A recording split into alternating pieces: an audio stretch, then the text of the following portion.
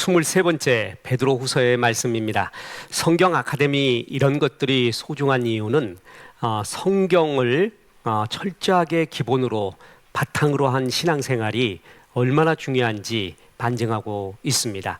한국 교회가 힘을 잃어가는 여러 가지 이유가 있는데 그 중에 하나가 뭐냐면 말씀 중심의 신앙생활을 벗어나서 너무 신비주의적이고 또한 감정적이고 가치관이나 하나님의 생각과는 상관없이 너무 이렇게 감정적이고 신비주의적인 이런 위주의 신앙생활을 하는 경향이 없지 않아 있습니다. 그래서 한국 교회가 사람들에게 지탄을 받고 또한 너희들이 하나님을 믿는다 하면서 우리와 다른 것이 무엇인가? 우리의 가치관과 다른 가치관이 무엇인가? 너희도 똑같이 세속적이고 주일날 성경책만 들고 교회 가는 거 빼놓고 우리와 다른 것이 무엇인가? 오히려 되묻고 있고 우리에게 질책하고 있습니다. 이런 경우에서 우리는 성경 중심, 성경에 나와 있는 하나님의 말씀과 가치관, 생각을 가슴 깊이 새기면서 그것을 중심으로 신앙생활을 하며 다시 한번 빛과 소금의 역할을 하는 것이 굉장히 소중합니다. 그래서 성경을 창세기부터 계시록까지 소세하게 배우는 것이 얼마나 소중한 일인지 모릅니다. 자, 이제 계속 베드로 후서입니다. 베드로 후서는 성도들이 거짓 교사들의 가르침에서 벗어나서 주의 재림, 자, 베드로후에서 후서에서 참 많이 등장하는 것이 주의 재림입니다. 그래서 믿음 안에서 굳게 서기를 기원하는 사도 베드로의 유언 같은 서신서입니다. 디모데 후서가 바울의 유언서 같죠. 베드로 후서가 베드로의 유언서 같은 서신입니다. 맨 마지막으로 사랑하는 자들에게 인생 이제 이 세상을 떠날 때 하는 말이 얼마나 짙겠습니까?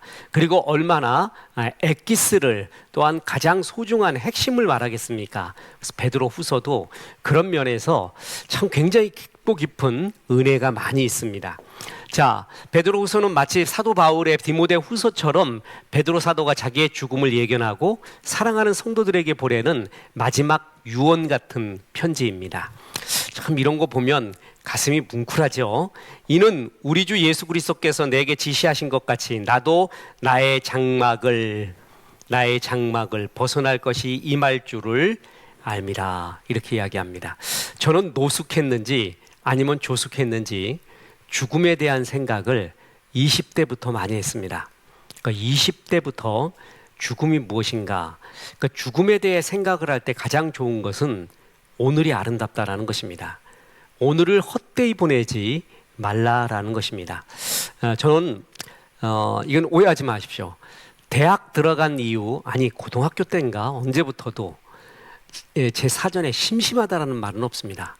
심심해 죽겠다, 바빠 죽겠다는 것은 있어도 심심해 죽겠다는 없었습니다. 그러니까 제일 괴로운 게 뭐냐 하면은, 예를 들어서 음식을 먹거나 차를 타거나 할 때 줄을 길게 쓰잖아요. 그래서 그 길게 쓴 줄 가운데 15분, 20분을 기다렸다.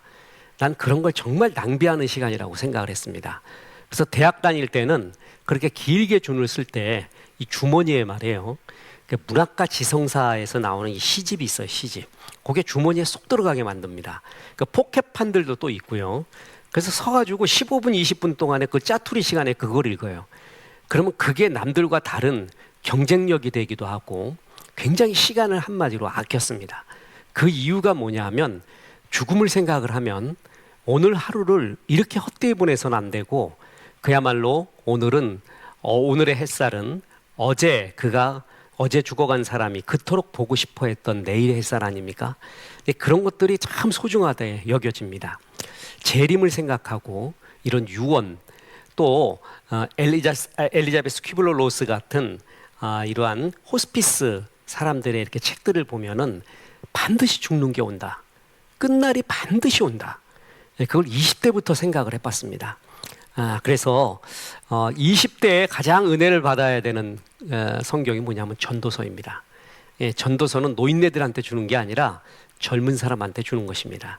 그것을 알 때 이 젊음이 더 싱그럽고 깊고 푸르게 됩니다. 자, 나의 장막을 벗어날 것이 임박할 줄을 알미라. 이 노사도가 이런 이야기를 하면서 내가 너희들에게 정말 소중한 것을 나눠주겠다, 이렇게 말하고 있지 않습니까?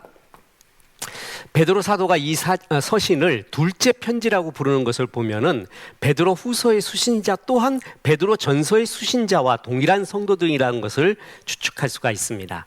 베드로 사도는 자신이 전한 복음, 자신의 경험, 그리고 남들이 하지 못했던 경험을 여기 적어요. 사도 바울은 뭐였습니까? 다메섹에서의 체험이에요. 다메섹에서 사울아 사울아 네가 나를 어찌하여 핍박하느냐, 주여 누시니까 나는 네가 핍박하는 예수라, 주여 내가 무엇을 하리이까. 저는 성경에 나와 있는 최고의 질문이라고 말했죠. 사도 바울은 그것을 평생 잊지를 못해요. 사도 베드로 또한 뭐가 있냐 하면은 변화산에서 주님의 본래의 모습을 본 거, 그것에 대한 간증이 나옵니다. 그것도 계속 말하지 않고 몇 번 해요. 그러면서 베드로도 그 간증을 요번에도 이야기하고 있습니다. 그러면서 그 간증의 의미가 무엇인가를 이야기해 주고 있습니다. 베드로는 자신이 전한 복음과 또 자신의 경험을 이 편지에 담으면서 자신이 세상을 떠난 후에라도 성도들이 이 편지 읽고 믿음 안에서 복음의 진리 안에 굳건하게 서기를 원합니다. 저는 그 노 시인들, 노 소설가들의 거의 마지막 글들을 좋아합니다. 그러니까 무조건 사봐요. 이 사람들이 맨 마지막에 무슨 이야기를 하는가, 그죠? 그래서 어느덧 제가 젊었을 때 그야말로 쨍쨍하게 잘 나가던 사람들이 있었어요. 제 대학 때 예를 들어 보면 이문열 같은 사람 말이에요. 이청준도 그렇고, 이청준 씨 벌써 돌아가셨죠. 이문열 씨, 이런 사람 아주 정말 잘 나가던 사람이었어요. 근데 이분들이 이제 노년이 되었습니다. 황석영 이런 사람들, 박경리, 이제 조정래, 이 사람들이 끝에 가서 무슨 말을 할까? 또 시인들이 무슨 말을 나중에 할까? 또 무라카미 하루키는 무슨 말을 할까? 움베르토 에코는 무슨 말을 할까? 나중에 베르나르 베르베르 이런 사람들은, 유발 하라리는 나중에 무슨 말을 할까? 이런 것들이 굉장히 궁금해요. 그래서 그 사람들의 마지막 뭐 유고시 내지는 마지막 유언 같은 글 나오면 무조건 읽는데, 저는 진짜 교만해서 그런지요, 그런 사람들의 글 중에서 정말 가슴에 와 닿았다, 눈물나게 고마웠다라는 것은 없습니다. 그렇게 감동적이지는 않아요. 그러니까 물론 나도 이 정도 쓸 수 있을 것 같다 이런 생각도 들고, 다른 사람도 이 정도는 이야기할 수 있을 것 같다. 왜냐하면 나이 들어가니까 진짜 평균이 되더구만요. 그러니까 젊을 때 그 예리하던 걸로 쓰던 사람이 나이 들으니까 거의 똑같은 얘기를 써요. 거의 비슷한 얘기를 써요. 그러다 보면 하나를 느끼죠. 아, 인생이 마지막에 가선 이걸 느끼는구나. 그거 굉장히 중요한 포인트잖아요. 그런데 베드로나 바울은 달라요. 바울이나 베드로의 이야기에는 노년의 회한, 인생의 허무, 그리고 낙엽 같다, 흩날리는 벚꽃 같다, 이런 뉘앙스가 전혀 없어요. 그래서 저는 이걸 보면서 그야말로 최고의 유언사다. 희망적이고 내세에 대한, 천국에 대한 확신, 내 지나온 삶에 대한 확신이 있는 거예요. 정말 너무 좋아요. 그래서 이 베드로 후서도 저는 베드로가 쓴 이것 중에 제일 좋아합니다. 베드로 후서의 마지막 이야기가 얼마나 희망적인지 모릅니다. 자, 서신의 수신자들은 거짓 선지자들, 거짓 교사, 이단적 가르침으로 인해서 위험에 처해 있었습니다. 그래서 바울 서신의 대부분도 초대교회의 이단인 영지주의에 대한 대적을 쓰고 있었거든요. 그런데 베드로 또한 마찬가지예요. 그러니까 예나 지금이나 기독교 복음을 방해하는 거짓 선생들, 이단들이 그렇게 많은 거예요. 사이비 종교라고 있잖아요. 그것은 되게 쉬워요. 근데 이단은 뭐냐면 성경을 가지고 이야기해요. 성경을 가지고 이야기하기 때문에 굉장히 위험하고 유사한 듯하게 보이고 사람들이 거기에 혹하게 넘어가는 것을 참 많이 봅니다. 자, 그러나 백성 가운데 또한 거짓 선지자들이 일어나나니 이와 같이 너희 중에도 거짓 선생들이 있으리라. 그들은 멸망하게 할 이단을 가만히 끌어들여 자기들을 사신 주를 부인하고 임박한 멸망을 스스로 취하는 자들이니라. 지금 예나 지금이나 이렇게 이단들이 팔개를 칩니다. 이단은 독보석 같아서 멋있어 보입니다. 멋져 보여요. 그러니까 그게 멋져 보이지 않으면 절대 넘어가지 않거든요. 근데 뭔가 달라 보이고요. 멋진 그러나 수려한 그 무엇이 있어요. 거기에 넘어가는 거예요. 넘어가지 마십시오. 이들을 유혹하고 있는 이단들은 초대교회는 거의 영지주의입니다. 오늘날에도 존재하죠. 그들 중에는 어떤 이들은 부도덕한 행위를 부추겼습니다. 그러니까 영지주의는 육체는 더러운 것이라 그래요. 그래서 육체는 마구 굴려 먹어도 된다는 거예요. 육체는 타락해도 별로 소용도 없다. 그래서 도덕 무용론을 주장했습니다. 이들의 악한 영향으로 교인들은 타락한 옛 모습으로 돌아가려는 이들이 생기기 시작합니다. 성경은 너희 육신은 성령이 거하는 전이라고 합니다. 제가 젊은 날에 대한 후회가 거의 없습니다. 정말 소신껏 살았다고 나름 생각을 했어요. 그리고 정말 하루하루도 이렇게 소중하게 안 여기고 멍청하게 보낸 적은 없다. 이렇게 여겼는데 젊은 날 정말 잘못한 것이 하나 있어요. 그게 뭐냐면 이 몸뚱이, 육신을 너무 안 가꾼 겁니다. 그래갖고 그때부터 꾸준히 운동을 하고요. 절제를 하고 이랬어야 됩니다. 그거 하나는 정말 잘못했다라는 생각이 듭니다. 전 세계의 종교 중에서 유일하게 기독교가요, 우리의 몸뚱아리, 이 육신을 성령이 거하는 전이라고 합니다. 그러니까 육신을 함부로 해서는 안 돼요. 카톨릭적 전통이나 아니면은 다른 이단 같은 경우에는 육신을 학대를 해요. 그러면 정신과 영이 맑아진다고 그래요. 잘못됐습니다. 그렇지 않습니다. 성경은 그렇게 말하고 있지 않습니다. 성경은 육신을 성령이 거하는 전으로 보고 영혼, 육을 동일체로 여기게 됩니다. 그래서 몸이 아프잖아요. 정신이 피폐되고 영혼이 피폐되게 돼요. 몸이 건강할 때 정신도 아름답고 영혼도 건강하게 돼요. 또 역으로 영혼이 건강할 때 육신까지 아름다워져요. 이것을 거의 동일체로 보고 있는 것이 성경입니다. 좀 그래서 이것이 얼마나 소중한지, 목사님들 모이잖아요. 얼마 전에도 우리 총회 목사님들 모였는데 아무튼 어디서 야매로 배워갖고 건강에 대한 이야기는 정말 많이 알아요. 어디에 뭐가 좋다, 어디에 뭐가 좋다, 어디에 뭐가 좋다는 목사님들 모임에서 제일 안 빠지는 게 그거예요. 그래서 하나씩 다 무슨 약도 갖고 다니고 뭐도 갖고 다녀요. 나만 안 갖고 다녀요. 그런 걸 믿지를 않아가지고.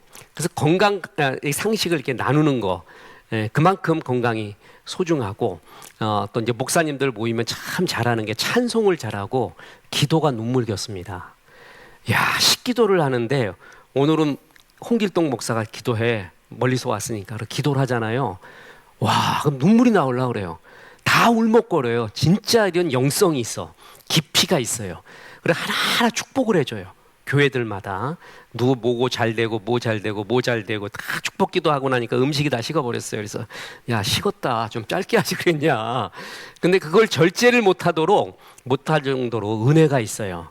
찬송할 때도 그렇게 좋고. 그래서 내가 참 목사라는 어찌 보면 직업이 이런 만나면 이런 축복을 하고 기도하고 찬송하고 하는 것이 그렇게 좋구나라는 걸 압니다. 그리고 건강들을 굉장히 신경 쓰고 운동해야 된다는 걸 서로 이야기하고. 그런데 영지주의는 육신은 악한 것이라고 말합니다. 그래서 육신 타락해봤자 영혼은 깨끗해지니까 구원받으니까 별 소용없다라는 극단주의로 가게 돼요. 정말 잘못된 거예요. 그러면 사람들은 죄를 막 육신의 죄를 범하면서도 내 영혼은 구원받으니까 하면서 이런 도덕 무용론과 타락에 빠지게 되는 것입니다. 참 이런 것들이 초대교회부터 있었습니다. 그러니까 정말 이런 걸 보고 사도 베드로는 가슴이 아팠어요. 그러면서 권면을 하고 있는 겁니다. 자, 이들이 부도덕한 행위를 부추기는 이유 중에 하나가 뭐냐면 예수님이 다시 오신다는 재림을 부인했기 때문입니다. 자, 그들이 하는 말이 이거예요. 지금 이거는 우리들이 하는 말과 거의 동일해요. 믿음이 약한 사람이 뭐라 그러냐면 지금까지 재림이 일어나고 있지 않다. 앞으로 재림이 일어나겠는가? 재림이니 심판이니 하는 말을 잊어버려라. 마음 가는 대로 원하는 대로 살아라. 그죠? 지금도 우리 재림 안 일어나잖아요. 낮에나 밤에나 눈물 머금고 주의 오시는 날을 기다려보지만 오늘도 안 왔고 어제도 안 왔고, 그죠? 그러면서 앞으로 이런 날이 계속될 것 같다라고 다들 생각하는 거예요. 이런 날이 계속될 것 같다. 그죠? 그러면서 재림이 일어나지 않으니까 그냥 마음 가는 대로 원하는 대로 살자. 심판의 날 그런 날 없다. 옛날이나 지금이나 이런 말은 했지만 일어나고 있지 않는가. 이 재림에 대한 부인을 하게 됩니다. 오늘날 우리 한국이나 전 세계의 신앙 가운데도 이 재림에 대한 신앙이 얼마나 없어졌는지 모릅니다. 그냥 성공하는 신앙, 잘 되는 신앙만 우리 가운데 가슴 넘쳐요. 그런데 우리의 신학에서, 또한 신앙에서 재림이 빠지면 안 됩니다. 주의 재림, 반드시 다시 오신다. 그리고 결산의 날이 있다. 이걸 잊어먹는 한 사람들은 육화됩니다. 땅을 기게 됩니다. 능력이 없어지게 됩니다. 성도의 신선함과 아름다움 중에 하나는 바로 이런 재림에 대한 의식, 주님이 다시 오신다라는 의식 속에 내가 지금 어떻게 살아야 되는가라는 생각. 자, 이들의 이야기를 직접 들어보겠습니다. 먼저 이것을 알지니 말세에 조롱하는 자들이 와서 자기의 정욕을 따라 행하며 조롱하여 이르되 주께서 강림하신다는 약속이 어디 있느냐? 조상들이 잔 후로부터 만물이 처음 창조될 때와 같이 그냥 있다. 바로 이 얘기예요. 재림 있다 하면서도 아직도 안 오고 있지 않느냐. 앞으로도 그럴 것이다. 지금 그 얘기하고 있습니다. 요즘 중국에서 막 루머가 일어나고 있죠. 시진핑 정권이 시각되는 게 아니냐. 어떻게 건강 이상설 또한 군부 이러한 군부로 반대하는 군부로 권력이 넘어간 게 아니냐. 갖가지 루머가 있습니다. 어디까지가 사실이고 어디까지 루머인지도 모릅니다. 그런데 이거 하나는 느낍니다. 그렇게 굳건할 것 같던 사람이 이제 종신제도 가능하게끔 만들었잖아요, 법을. 그렇게 굳건할 것 같았던 사람이에요. 그런데 13년 만에 흔들거리기 시작했다라는 것은 부인할 수가 없는 거예요. 정말 참 세상이 그렇구나. 세상에 모든 것이 굳건할 것 같고 변할 것 같지 않지만 그렇지가 않다. 우리는 코로나를 겪었잖아요. 세상 그렇게 안정적인 곳이 아닙니다. 별걸 다 겪었잖아요. 이걸 볼 때 우리는 변치 않는 것을 바라봐야 됩니다. 변치 않는 것을 또한 잡아야 됩니다. 자, 재림 언제 일어나느냐? 반드시 일어납니다. 이것을 잊게 만드는 그러한 이단, 그러한 현대 속세의 현대 지금 땅만 바라보게 하는 이러한 속세적 모습에 벗어나야 됩니다. 베드로는 이렇게 말합니다. 이 잘못된 가르침을 반박하면서 참된 진리를 얘기하면서 지금부터 하는 얘기는 만들어낸 이야기가 아니다라고 말합니다. 말씀이다는 거예요. 복음의 이야기가 교묘히 지어낸 것이 아니라 실제로 있었던 역사적 사실이라는 것을 강조하고 특별히 베드로 사도는 변화산에서 자신이 직접 경험한 사건을 이야기해 줍니다. 자, 베드로 후서 1장 16절에서 18절에 보면 우리 주 예수 그리스도의 능력과 강림하심을 너희에게 알게 한 것이, 자, 강림 오셨다는 것이죠. 그리고 다시 오신다는 것입니다. 주님이 이 땅에 오신다는 것이에요. 그것이 너희에게 교묘히 이야기를 따른 것이 아니에요. 교묘히 만든 이야기. 개역 한글에서는 공교히 지어낸 이야기라고 했어요. 싹 만들어낸 픽션이 아니라는 거예요. 우리는 그의 크신 위엄을 친히 보았다. 지극히 큰 영광 중에 이러한 소리가 그에게 나기를 이는 내 사랑하는 아들이요 내 기뻐하는 자라 하실 때에 그가 하나님 아버지께서 존귀와 영광을 받으셨느니라. 이 소리는 우리가 그와 함께 거룩한 산에 있을 때 하늘로부터 난 것을 들은 것이라. 내가 분명히 변화산에서 뭐예요? 주님의 변화된 모습, 진짜 모습을 봤고 소리를 뭐 했다고요? 들었다. 그리고 이런 이야기들은 공교히 만들어낸 이야기가 아니다. 여러분, 교묘히 만든 이야기, 이거 거의 이단들은 거의 교묘히 만든 이야기입니다.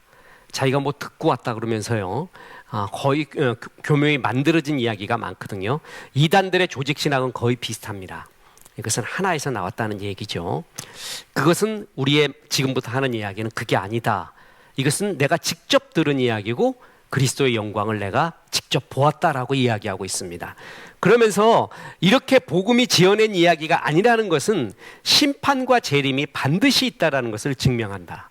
왜냐하면 예수께서 그것을 예언하고 말씀하셨기 때문에 그렇다. 자, 공교히 지어낸 이야기가 아니듯이 예수님은 재림한다고 반드시 말했기 때문에 이것은 예수님의 재림은 반드시 일어난다. 베드로 사도는 그러면서 노아의 홍수 때를 예를 듭니다.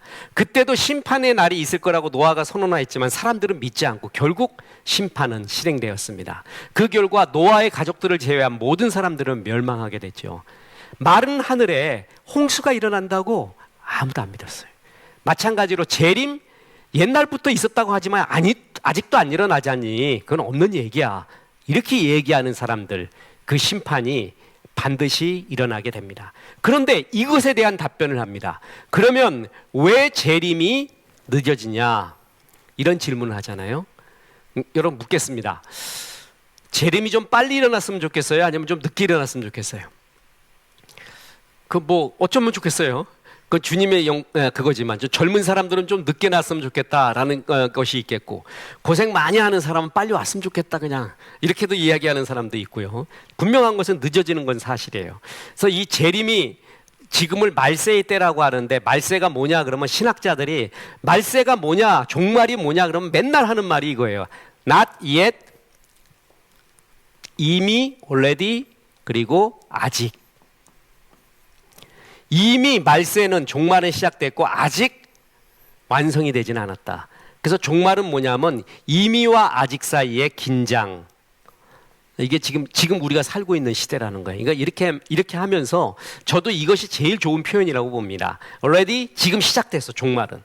종말과 말세가 시작됐어요. 그러나 not yet, 아직까지 완성되지는 않았어.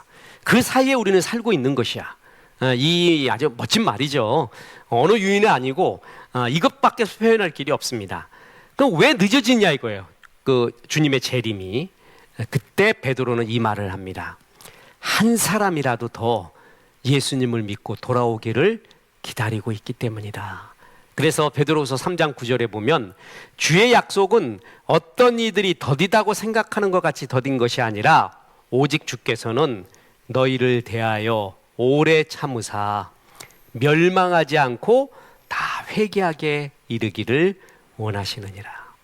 그러니까 한 명이라도 더 예수 믿게끔 하기 위해서 기다리고 있다는 거예요. 이때 오래 참으사, 이게 오래 고통받으사입니다. long suffering, 오래 고통받으사. 영어로 쓰려고 그러는데 제가 스페링이 자신이 없어서 그냥 한글로 합니다. 오래 고통받으사. 이거 오늘 교보 쪽에 가는데 어떤 장애인 목사님이세요. 장애인 목사님이 십자가 들고 팻말 들고, 왜 우리 길거리에서 하는 거 아시잖아요. 근데 그 고함을 치면서 하지를 않고 너무 진지하게 말씀을 하시는 거예요. 그리고 자기의 장애인까지도 자기가 장애인이고, 내가 장애인인데 왜 이런 말을 하시는 줄 아십니까? 내가 만난 예수를 전하고 싶어서 그렇습니다. 근데 아주 감동이 오는 거예요. 내가 그거 보고 얼마 전부터 도전받기 시작한 게, 나도 노방전도를 해야 되겠구나. 지하철 전도지를 들고 가서 하고, 저 지금 장애인 목사처럼 나도 적어도 한번 했으면 좋겠다. 나도 십자가 들고 가서 보니까 그 장비들이 있더구만요. 그 선배 목사들한테 물어서 나도 한번 외쳐야 되겠구나. 그리고 정말 좋은 책, 왜 예수님을 믿어야 하는가, 그 책을 내자. 그래서 복음을 전하자. 그런 열망이 그냥 계속 가슴에서 일어나요. 왜 예수님이 빨리 재림을 안 하는가? 한 사람이라도 더 예수를 믿게 하기 위해서 기다린다는 거예요. 근데 그 기다림이 그냥 기다림이 아니라 마치 탕자의 아버지가 집 나간 탕자를 기다린 같이, 그냥 기다림이 아니라 오랫동안 고통받으신다라는 것입니다. 그래서 고통받으면서 기다리고 계십니다. 이런 주님의 마음이죠. 오늘 그 장애인 목사님이 내가 가갖고 손 한번 잡아줬어요. 이렇게 잡아주면서 수고하십니다. 고맙대요. 아주 점잖게 하시면서도 그거 힘드신데 그걸 들고 다니면서 누가 알아주지 않는데 뻔한 문구를 말하지 않고 간증을 하시는 거예요. 간증. 그래갖고 내가 참 감동받았구나. 저 사람 진짜 누가 돈을 주거나 뭐 하는 것도 아닌데 저 불편한 몸으로 그런 사람 보면 진짜잖아요. 진짜 하나님을 만났기 때문에 하는 얘기예요. 그 감동에. 그 영혼들이 불쌍해서 그러는 거거든요. 나한테 저런 열정이, 저런 복음 전도의 열정이 어디 있는가 많이 돌아봤습니다. 예수님은 한 사람이라도 더 돌아오게 하기를 원했대요. 그래서 재림을 준비하는 게 뭐예요? 전도하는 거예요. 그래서 더 주님께로 데리고 오는 게 재림에 대한 준비입니다. 그죠? 이렇게 베드로는 복음이 사실이라는 것과 심판의 날이 반드시 올 것을 말씀합니다. 그래서 심판과 재림이 없는 사람처럼 육신의 정욕을 따라 살면 안 된다고 권면하고 있습니다. 자, 베드로 후서는 너희는 부르심과 택함의 사람이고 거짓 교사들을 삼가하라. 말세에 대한 조롱과 불신이 있지만 주의 날은 반드시 임한다 하는 재림에 대한 말씀을 굉장히 많이 말하고 있습니다.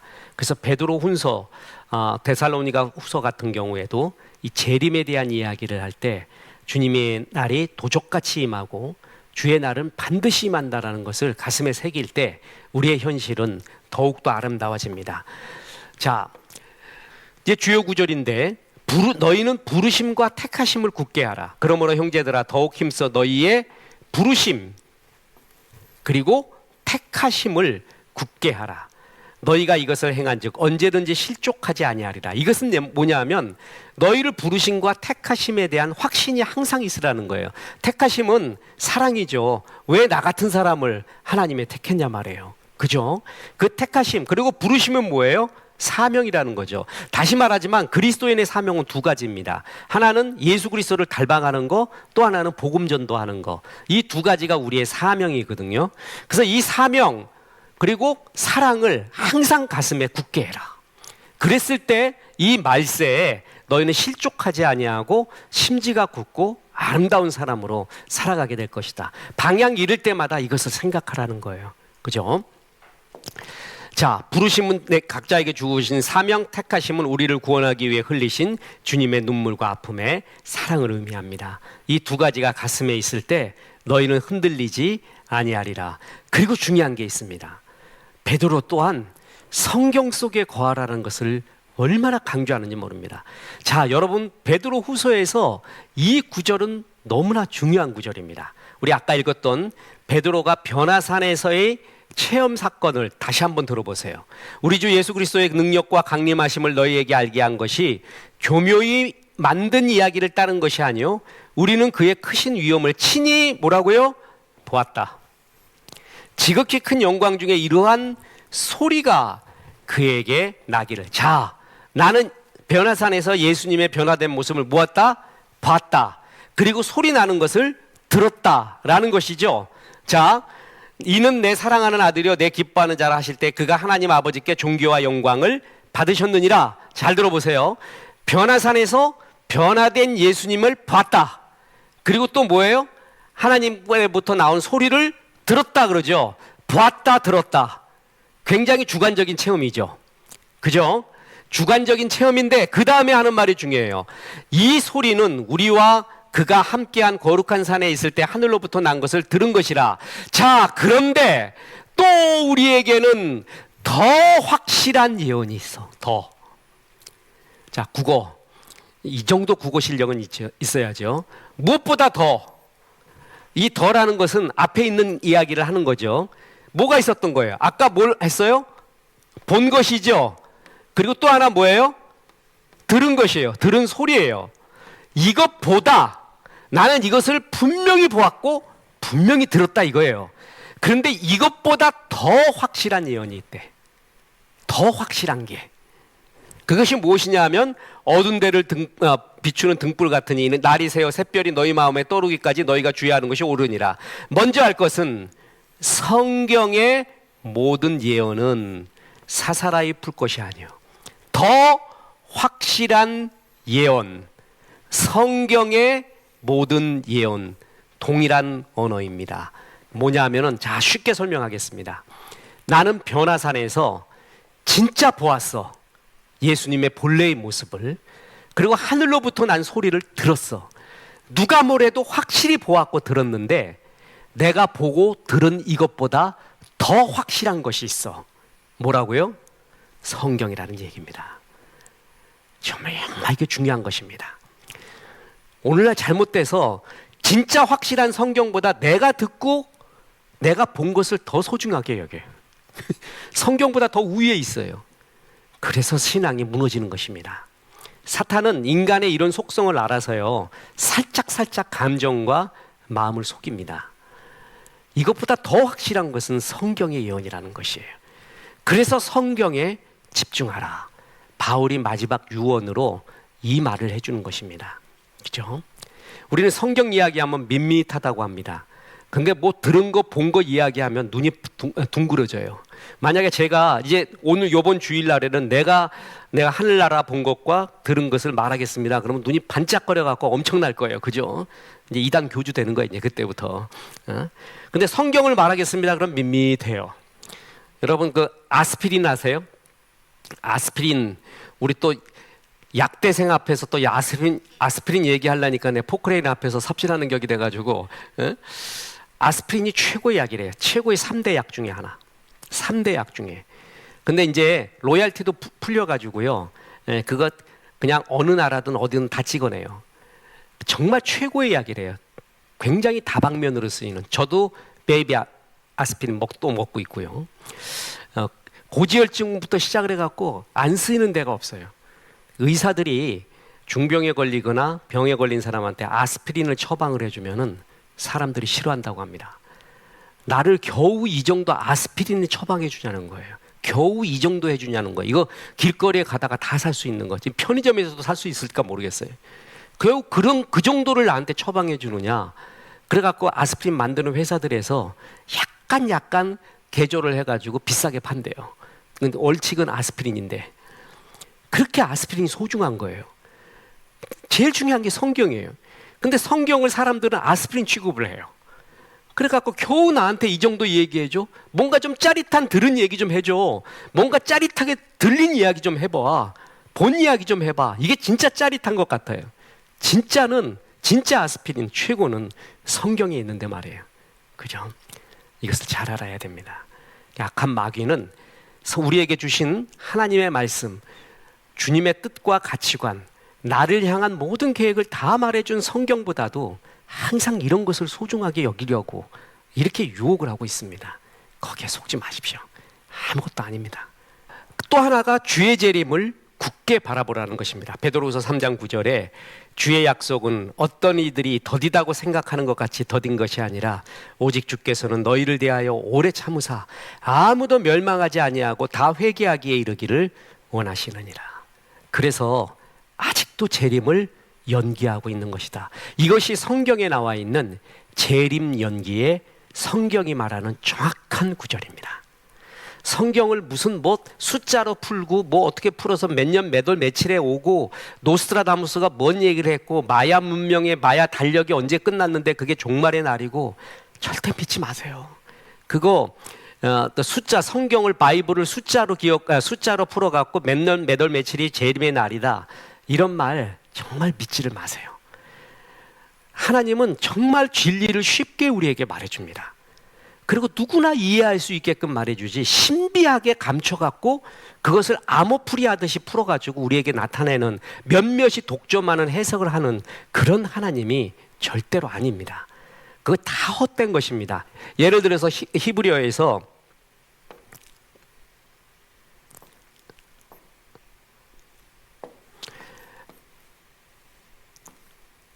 알렛, 벳, 짐멜, 달렛, 해, 와우 이런 것이 있어요. 자인. 히브리어가 이렇게 나가거든요. 그럼 이거는 알렙은 머리를 뜻하고 헤드를 뜻하고 황소를 뜻하고 1, 2, 3, 4, 5, 6, 7 숫자로도 이렇게 표현이 돼요.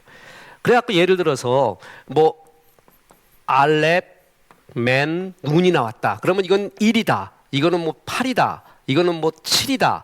이래갖고 요걸 풀이해가지고 뭔가 좀 신비로운 이야기를 해요. 그러니까 아무도 모르죠. 히브리어 배워보지도 못하고 이 수학도 배워보지도 못하니까 어디서 듣지 못한 얘기잖아요. 그러니까 이거 갖고 풀면 남들이 모르는 정말 신비한 걸 말하는 것 같아요. 근데 신학을 배워보세요. 이게 얼마나 헛된 일인가. 그거 소용없다는 것도 알아요. 그 신학을 이렇게 정통적으로 또한 이렇게 구약이나 신약을 정통적으로 성경 공부를 하지 않았을 때 이런 것들이 혹혹 넘어갑니다. 너희들 모르지? 난 이런 걸 알아. 그러면서 말해요. 절대 넘어가지 마세요. 이거 아무것도 아닙니다. 그리고 주님은 뭐라 그랬냐 하면 재림의 날은 나도 모르고 하늘에 계신 아버지만 안다 그랬어요. 예수님도 모르시기로 했습니다. 모르시기로 작정했는데 그걸 누가 어느 목사가 알겠어요? 어느 성도가 알겠어요? 만약에 꿈에 예수님이 2028년 몇 월 며칠에 나타났다고 오시겠다고 꿈에 내가 환상을 봤어요. 그 거의 100% 가짜예요. 주님은 그거 그렇게 얘기하지 않아요. 성경도 말하고 있지 않고 예수님도 모르기로 했는데 내 꿈에 들어간 게 그게 맞을까요? 내 체험이 성경보다 위에 있으면 안 돼요. 내 체험이 아무리 강해도 성경보다 앞서가서는 절대로 안 되는 거예요. 그게 신앙이에요, 신앙. 그죠? 어찌됐든 주님의 재림은 반드시 일어납니다. 그러나 지금 연기하고 있는 이유는 조금 더 하나라도 더 주께로 돌아오기를 기원하는 마음에서 주님께서 연기할 뿐이지 반드시 일어납니다. 주님은 오래 참죠? 영원히 참지는 않습니다. 주님의 때가 있습니다. 재림도 반드시 그 때가 임하게 될 것입니다. 하나님의 나팔 소리, 천지 진동할 때 얼마나 좋을까요? 주께서 내 이름 부르실 때 그 영광, 우리의 죽음은, 우리의 결산은 예수 안 믿는, 그래서 늙어서 회한을 갖고 후회를 하고 허무하다고 느끼고 벚꽃 같다고 말하는 그거하고는 다릅니다. 베드로의 이 힘찬 이야기, 죽으면서도 성도들에게 꿈을 심어주고 거짓에서부터 벗어나기를 원하고 재림의 날이 있다는 이야기를 해주고 젊은 이야기 하잖아요. 바울의 디모데 후서도 그렇잖아요. 그죠? 이게 우리의 노년관입니다. 주의 재림을 굳게 바라봐라. 그래서 이 재림을 받아들이고 재림에 대한 신앙이 뭐냐면 흰옷 입고 산에 들어가서 기다리고 있는 게 아니라 전도하는 것입니다. 한 사람이라도 전도하는 것이 그게 바로 주님의 재림 신앙, 재림을 맞이하는 신앙이라는 것입니다. 그러므로 사랑하는 자들아, 너희가 이것을 바라보나니 주 앞에서 점도 없고 흠도 없이 평강 가운데 나타나기를 힘쓰라. 참 멋진. 자, 이 베드로 사도의 마지막 고백이 이겁니다. 예수 그리스도의 은혜와 그를 아는 지식에서 자라가라. 자, 보세요. 오직 우리 주 곧 구주 예수 그리스도의 은혜와, 자, 은혜와 그를 아는 지식에서 자라가라. 영광이 이제와 영원한 날까지 그에게 있을지어다. 베드로는 이 은혜라는 말을 할 때 가슴에서부터 뭉클함이 올라올 겁니다. 정말 나 같은 죄인 살리신, 그리고 이렇게 항상 뻘짓하고 딴 길로 가려는 나를 붙잡아준 주님. 그러니까 베드로는 은혜라는 말을 할 때, 바울도 은혜라는 말을 할 때 눈물겨워했는데 베드로는 더욱 그랬을 거예요. 불효자는 웁니다. 그죠? 바울은 첫 번째 예수를 때려잡고 예수 믿는 사람을 그 속에 살았던 것이 정말 후회스러울 것입니다. 근데 그 이후에는 약간의 인격에 거친 면은 있었지만 참 아름다운 삶을 굳건하게 달려갔던 사람이에요. 근데 베드로는 예수 믿고도 그냥 열로도 갔다 열로 갔다가 제일 우리와 닮은, 그래서 베드로님만 생각하면 제일 우리가 안심이 되잖아요. 위로가 되고. 요셉님 생각해봐요. 우리가 따라갈 수 있는가. 좋은 보는 데지만 나 같지는 않다 그러잖아요. 근데 베드로님 생각하면 항상 2%, 20%가 모자라는 분이야. 그렇게 좋아요. 우리와 같아서요. 그죠? 그래서 그 베드로가 이런 나를 주께서 이렇게 사도 중에 사도로 이끌어 주신 것은 뭐였다고요? 주의 은혜였다. 이것을 갖다 강조하는 거예요. 은혜였다. 그래서 은혜를 많이 아는데 자라가라. 그리고 그를 아는 지식에서 자라가라. 저는 이것을 굉장히 좋아합니다. 물론 이런 지식, 너희가 지식이 없어 망하는도다. 여호와를 아는 지식, 이렇게 지식이 그 야다라고 얘기했죠. 야다, 야하게 다한다. 이 야다예요, 야다. 이 야다가 뭐냐면은 그 부부지간에 서로를 다 할 때 모든 것을 알잖아요. 그래서 야다라고 이야기합니다. 경험적 지식을 말하죠. 이렇게 이 지식이 그냥 지적인 지식뿐만 아니라 경험적 지식을 의미하지만은 예수님 하나님을 참 많이 알아야 돼요. 알아야지만이 진짜 사랑을 할 수가 있습니다. 제가 독서 토론할 때 사랑에 대한 책은 한 권 소개합니다. 그게 에릭 프롬의 사랑의 기술이라고 말했죠. 그러니까 한 권만 소개하라 그러면 저는 그걸 소개하겠습니다. 사랑은 감정을 넘어서 기술이다. 그 기술 중에 하나가 뭐냐 하면 상대방을 잘 알아가는 지식이에요. 그 기술이에요. 그러니까 내 아내는 뭘 좋아하는가. 그 게리 체프만의 5가지 사랑의 언어라는 게 있어요. 이 사람이 여성 작가이고 앵커이기도 했는데요. 해보니까 수많은 부부들을 만나보니까 사랑을 하는데 어설프더라 이거예요. 깨지고 있는 이유가 뭐냐면 서로의 사랑의 언어를 이해를 못했다는 거예요. 그러면서 그 5가지 사랑의 언어를 말하고 있는데 뭐냐면 첫째로 그 상대편을 대해 인정해주는 말, 위로해주는 말을 좋아하는 사람이 있고, 또한 함께 있는 것을 좋아하는 사람이 있고, 또한 선물 주는 걸 좋아하는 사람이 있고, 날 위해 봉사하는 걸 좋아하는 사람이 있고, 스킨 터치를 좋아하는 사람이 있대요. 이게 5개로 분류를 했어요. 그래서 뭐냐면 사랑을 어떤 사람은 이 5가지 중에 이걸 특히 좋아해. 어떤 사람은 이걸 특히 좋아하고, 그러면 상대편에 대해 잘 알라는 거예요. 그래서 그걸 해주는 게 사랑이라는 거예요. 그러니까 나는 5가지 중에 이걸 좋아해요. 그런데 그건 나의 이야기고 사랑은 상대편에 나를 맞춰줄 줄 알아야 된다는 거예요. 그래서 그 사람이 이걸 좋아하면 나는 그걸 맞춰줘라. 그거라는 거예요. 그게 진짜 사랑의 성숙이고 그게 그를 알아가는 지식이에요. 알아가는 지식. 그가 뭘 좋아하는가. 우리도 하나님을 기쁘게 하려면은 하나님이 뭘 좋아하시는 걸 알아야 돼요. 그죠? 하나님 제일 좋아하는 건 예배입니다. 그리고 찬양입니다. 그리고 전도와 선교고 예수님의 성품을 닮아가는 거예요. 그거 할 때 제일 좋아하세요. 그걸 좋아하는 거예요. 신방 가면은 옛날에 그 부흥사님이 그런 말 했죠. 목사님이 신방을 가서 대신방 기간 동안에 신방을 했는데 그 다음 집에 갔는데 너무나 신기하게고 목사님이 좋아하는 음식만 거기 다 있더래. 비만 될 뻔했어. 그거 다 젓가락에 가느라고 너무 좋아해갖고. 그래서 왜 그런가 하고 봤더니 전 신방집에 갔더니 목사님이 젓가락이 가는 게 있더래. 어디에 젓가락이 많이 가는가 그걸 눈여겨보았던 거예요. 그래서 이제 딱 집에 우리 집 신방 갈 때는 뭐냐면 그거 위주로 차린 거예요. 그러니까 목사님 그걸 다 먹었더래. 그 옛날 목사 자기 잘 대접하라고 그런 얘기인 것 같아요. 너무 마음 담지 말고 그런 거. 그런데 굉장히 거기 유익해요. 영적으로. 그가 좋아하는 것을 진짜 사랑받는 사람은 그가 좋아하는 걸 알아야 돼요. 그래야지만이 되는 거예요. 난 우리 아내가 좋아하는 걸 이제 알아갑니다. 내가 머리가 좀 나쁘거든요.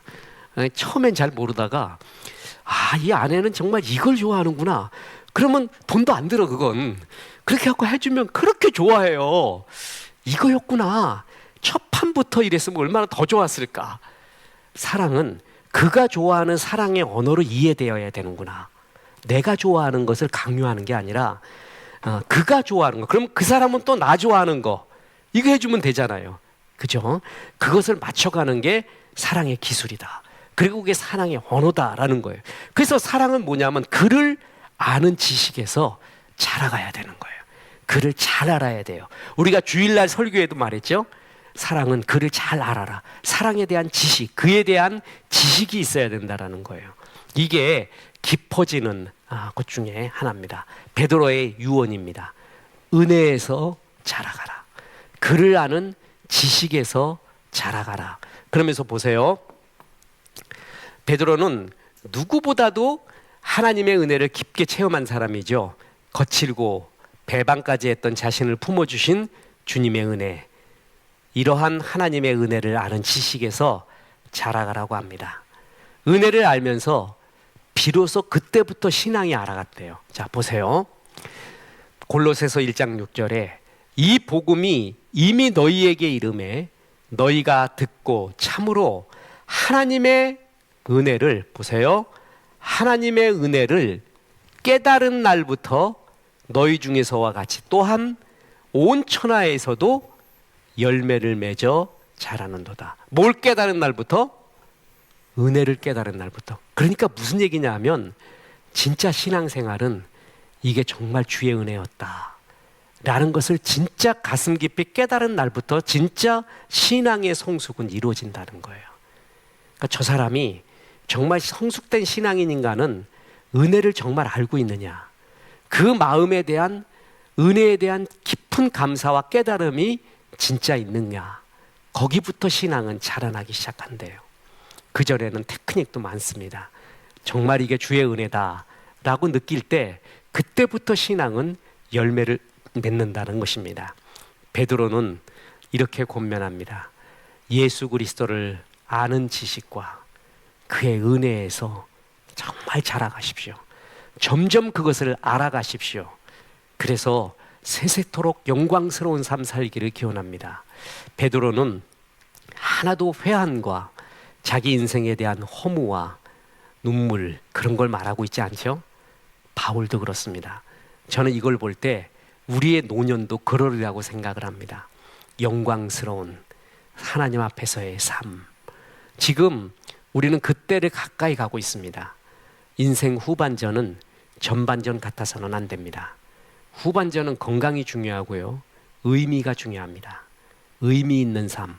지금 내가 어떤 여건에 있더라도 인생 후반전은 의미를 쫓아야 됩니다. 주께서 주신 부르심, 사명, 그것을 쫓아야 됩니다. 그래서 한 번밖에 없는 인생, 나는 이렇게 하나님 앞에 영광과 존귀의 찬양 드리고 주의 일하고 왔습니다 하는 귀한 종들 되기를 주 예수의 이름으로 축원합니다. 기도하겠습니다. 하나님 감사합니다. 오늘도 금요 성경 아카데미 통해 베드로 후서의 말씀을 통해 주의 재림이 있다는 것, 하나님을 아는 지식과 은혜에서 자라가라는 것, 베드로가 들은 소리와 본 것보다 더 소중한 성경이 있다는 것 가르쳐 주셔서 진심으로 감사합니다. 우리의 신앙이 하나님의 말씀을 기초로 하여 든든한 신앙 될 수 있도록 인도하여 주시옵소서. 고난 중에 있는 우리 성도님들 불쌍히 여겨 주옵소서. 큰 허리 수술을 받고 회복 중에 있는 이수기 권사님에게 함께하여 주옵소서.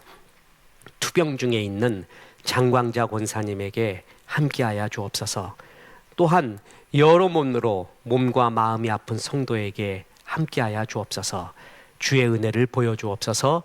예수님의 이름으로 기도합니다. 아멘. 신실하신 주